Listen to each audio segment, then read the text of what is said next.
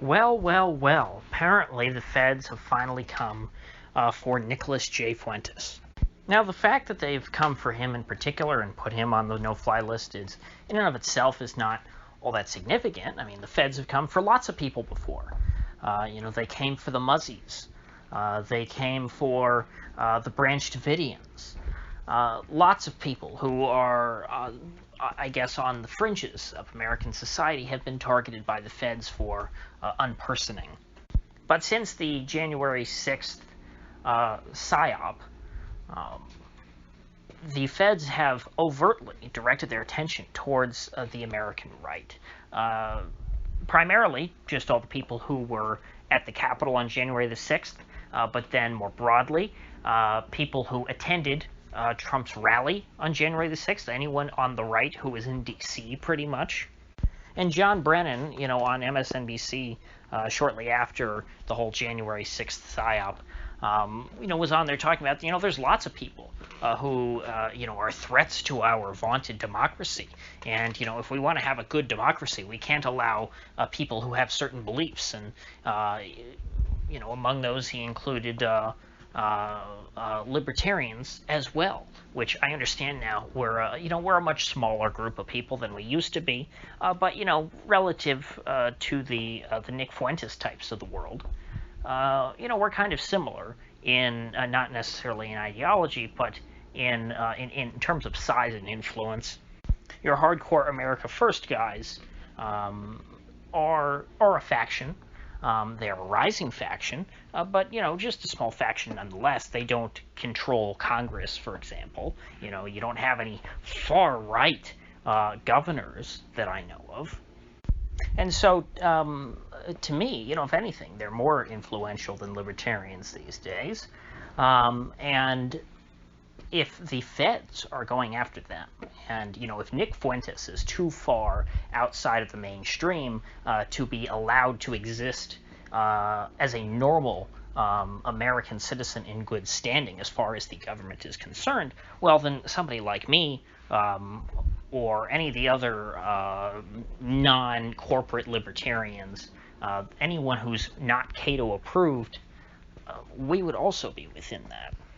And, obviously, we're much more overtly anti-government than somebody like Nick Fuentes.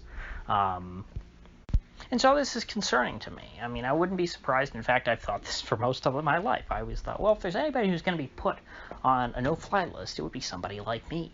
And not because I've done anything wrong. People who are put on no-fly lists hardly ever do anything wrong. If they ever did anything wrong, the feds would prosecute them, because the feds know if they prosecute somebody, there's a 99.9% chance that they're going to convict them. The federal justice system, so-called, in America, is a joke. The rest of the world knows this. Americans generally know it. And so the other reason why people get put on no-fly lists is if the feds don't like you, but there's nothing else that they can do to you. This is one of the reasons why the Democrats wanted to pass, these no-fly, no-buy laws, well, I guess, or law at the federal level, to where if you're put on the no-fly list, you also can't buy a gun, which is great. So that would just be a way to strip away the Second Amendment from everybody. Now, a law like that, thankfully, never got passed, but, this would be a good example of, hey, look, here we are. You have conservatives getting put on the no-fly list just for, I guess, being guilty of wrongthink. And if no-fly, no-buy were a reality, he would lose his Second Amendment right without a trial. Now, I think Nick's response to all this on Twitter, from what I've seen, I don't listen to his show, I never have, but I do see his tweets, have been quite good. I think he's taking this very well.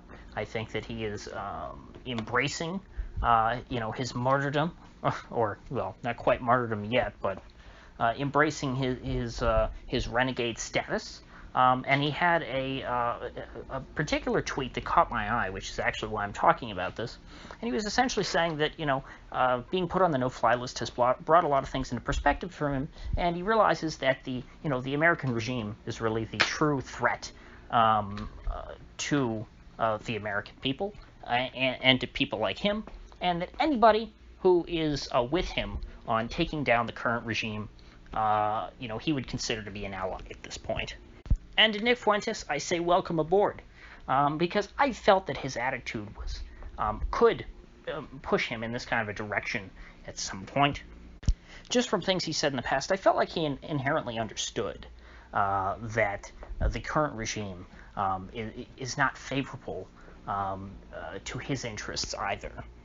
And that, people, such as myself, not me personally, I mean, I have no influence, but, people who think like me don't have to be enemies of people like him. And I say the same of, your red-pilled leftists like Jimmy Dore, who also hate the system that we live under currently. I think that people of all different ideologies who have different ideas of what America should be should rally together behind the cause of overthrowing the neoliberal corporatist regime, because we don't need to necessarily have the same answer as to what we think that system should be replaced with, because America, as I've talked about, is far too large and unwieldy to have a single unitary regime. It's inherently unstable. It's much too diverse of a place. And so, people like me, or people like Fuentes, or people like Jimmy Dore, who have radically different ideologies from one another, could just, set up our systems in different parts of, what is now currently the United States. And I don't want to get deep down, towards theorizing about a post-United America, but I just want to make the point that I think that it is smart and encouraging to hear Nick talking about this. Now, even if you did, form together a coalition of everyone who opposes the regime and who is sort of aware that they oppose the regime, the Jimmy Dores, the Nick Fuentes, and the, libertarians of the world. I guess let's use Dave Smith as a stand-in for the libertarian side. And I'm not sure that that Jimmy Dore would be too friendly with Nick Fuentes. I don't know. I'm just using him as an example because he to me represents everything that's right with the left. The leftists that who you could work with, who do oppose the current regime. You put all those guys together and their followers, it doesn't make up a huge group of people. But what it does do, however, is it could allow for a sort of a larger platform. I think that uniting those three groups, they would be greater than the sum of their parts. Because I think that if their united message, if they promoted the things that they agree on, if they promoted the idea of abolishing what is wrong with the United States, then they could attract everyone who is disgruntled with the current system.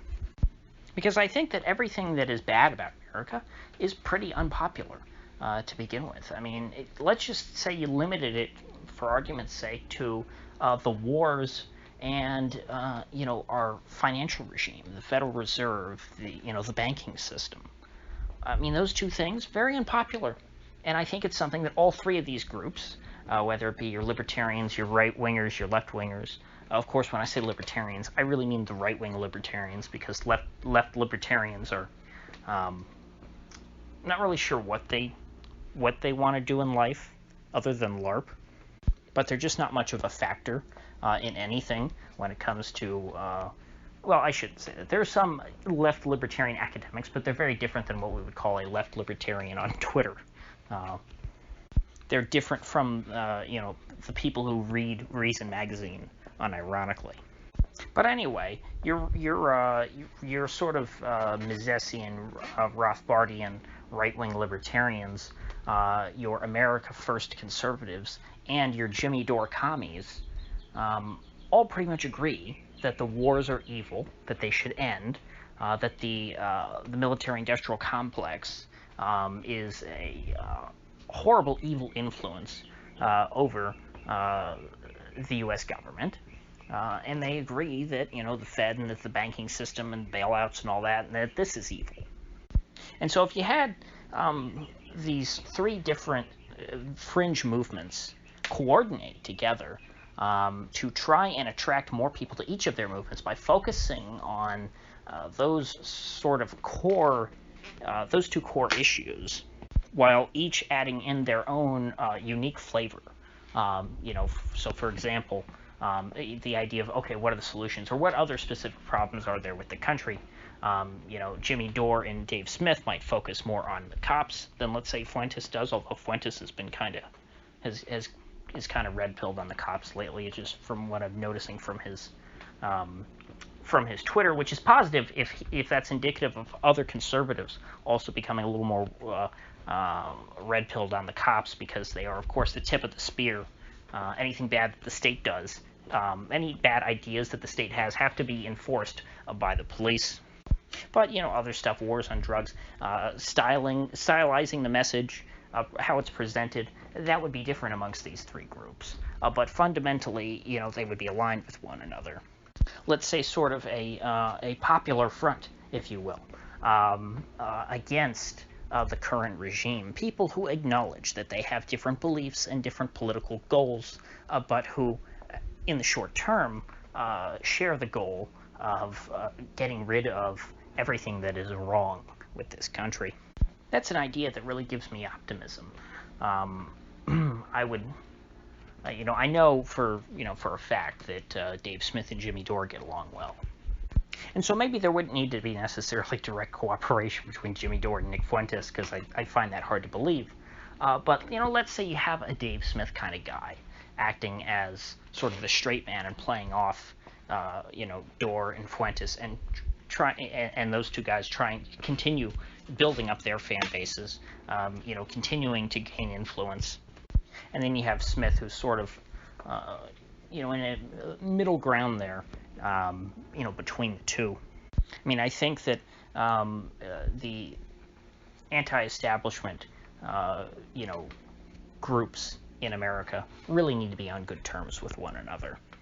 Because I think that people who have fringe political ideas, who don't have any real chance of attaining power in the short term, focus too much on lofty esoteric ideas, which is good because you do need to have that as a foundation. But when you're focused entirely on your deepest principles and things, when that's constantly at the forefront of what you're talking about, it can impede you cooperating with other people who, in the short term, might have the same goals as you. So for example, if the anti-establishment kind of populisty spectrum that currently, dominates the internet, or at least I shouldn't say dominate, because the three people I'm talking about don't dominate the internet, but they are substantial, sort of. They are the spectrum of people who are, they're sort of the red-pilled spectrum. That's what I'll call them. They all see the problems that we have here for what they really are, but they all have sort of different perspectives and therefore come to different conclusions about what must be done. And so wouldn't you rather much have a political spectrum in this country, where you have Jimmy Dore on the left, Nick Fuentes on the right, and Dave Smith and all the Austro-libertarians, the Tom Woodses, the Tom DiLorenzos, the Jeff Deists of the world, that these are sort of the ideas that we're fighting over. I'd much rather see an election where you have, a Jimmy Dore type guy, a Dave Smith type guy, and a Nick Fuentes type guy arguing about their ideas, rather than having a Bush or a Clinton. Then our elections might actually mean something in this country. But of course, I think that in order to get to the point to where we can even have meaningful elections, the political regime itself must be substantially altered and decentralized. And so in closing, I say to Mr. Fuentes, not that I think that he'll hear this, but, just maybe if you're one of his fans and you consider yourself sort of a part of his movement, welcome aboard. We're all enemies of the state now.